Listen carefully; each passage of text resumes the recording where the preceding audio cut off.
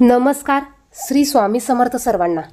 तुमच्या सर्वांचं पुन्हा एकदा आपल्या ह्या यूट्यूब चॅनेलवर खूप खूप स्वागत आहे.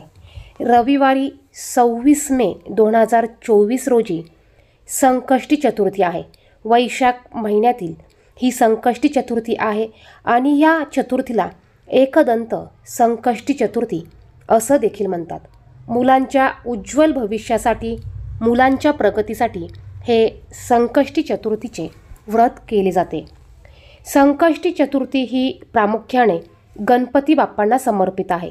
या दिवशी संकष्टी चतुर्थीचे व्रत करून गणपती बाप्पांची पूजा अर्चना केली जाते. संकष्टी चतुर्थीच्या दिवशी आपले सर्व संकटे, अडचणी दूर करण्यासाठी किंवा खूप साऱ्या समस्या असतील तर या दूर करण्यासाठी आपल्याला गणपती बाप्पांच्या कपाळावर ही एक वस्तू आपल्याला चिटकवायची आहे.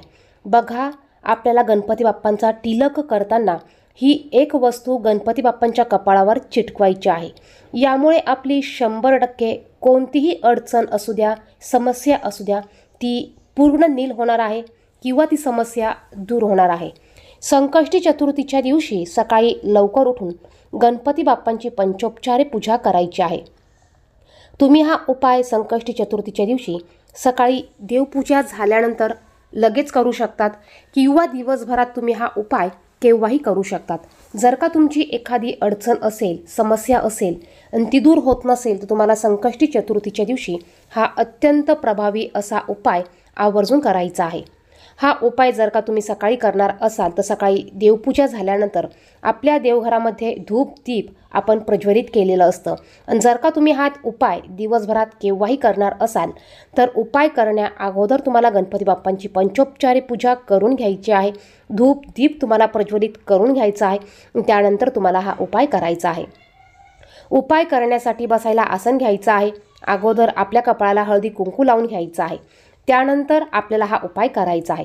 उपाय करण्यासाठी तुम्हाला थोडंसं हळदी कुंकू एका वाटीमध्ये काढून घ्यायचं आहे आणि त्यात थोडंसं पाणी टाकून ते ओलं करून घ्यायचं आहे. यानंतर आपल्याला 5 अखंड तांदळाचे दाणे घ्यायचे आहे. आपल्याला हे कुंकू, हळद कुंकू आपल्याला गणपती बाप्पांच्या कपाळावर लावायचं आहे. बघा, आपण ज्या बोटाने देवांना गंध लावतो त्या बोटाने आपल्याला गणपती बाप्पांच्या कपाळावर हे हळद कुंकू मिश्रित ओलं केलेलं कुंकू आपल्याला लावायचं आहे आणि लगेच या ओल्या कुंकवावर आपल्याला हे 5 तांदळाचे दाणे लावायचे आहे. आणि हा तिलक करत असताना आपल्याला मनातल्या मनात आपली जी पण काही इच्छा असेल ती इच्छा बोलायची आहे. असं म्हणतात की गणपती बाप्पांना तिलक करत असताना जर का आपण एखादी इच्छा बोलली तर ती इच्छा आपली 100% पूर्ण होते. आणि संकष्टी चतुर्थी हा दिवस खास करून गणपती बाप्पांना समर्पित आहे. या दिवशी गणपती बाप्पांची पंचोपचारे पूजा केली जाते, व्रत केले जाते, उपवास केले जातात. आणि या दिवशी जर का तुम्ही काही उपाय केले तर याचं फळ तुम्हाला हे 100% मिळत असतं.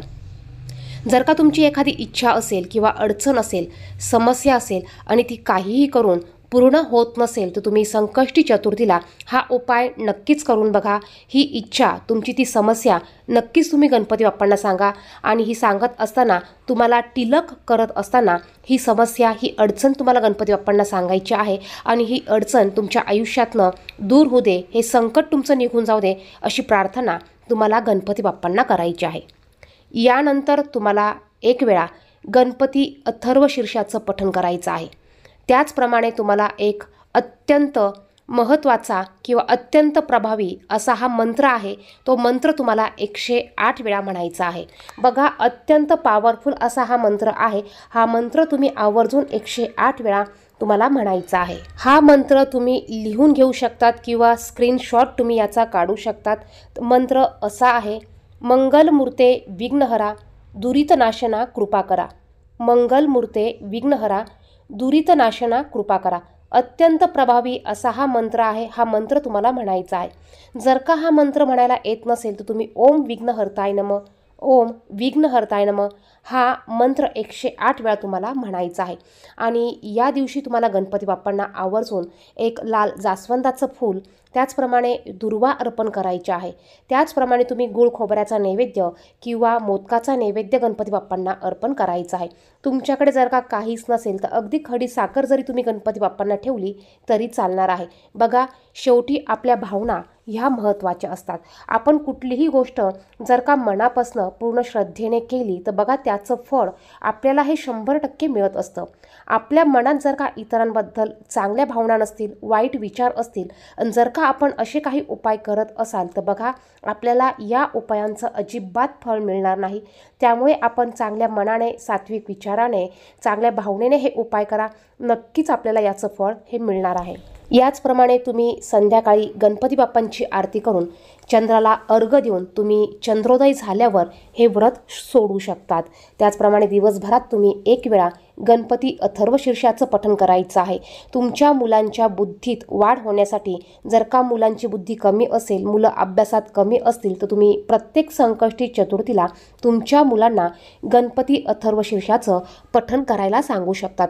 मुलं लहान असतील, मुलांना जर का वाचायला येत नसेल तर तुम्ही यूट्यूबला लावून द्या आणि ते मुलांच्या कानावर पडेल अशा पद्धतीने तुम्ही ते यूट्यूबला लावा, म्हणजे ते मुलं श्रवण करतील आणि हळूहळू त्यांना वाचायला पण तुम्ही हे शिकवू शकतात। व्हिडिओमध्ये सांगितलेली माहिती आवडली, महत्त्वपूर्ण वाटली तर व्हिडिओला लाईक करा, शेअर करा, चॅनलवर नवीन असेल तर चॅनलला सबस्क्राईब करा। धन्यवाद। श्री स्वामी समर्थ।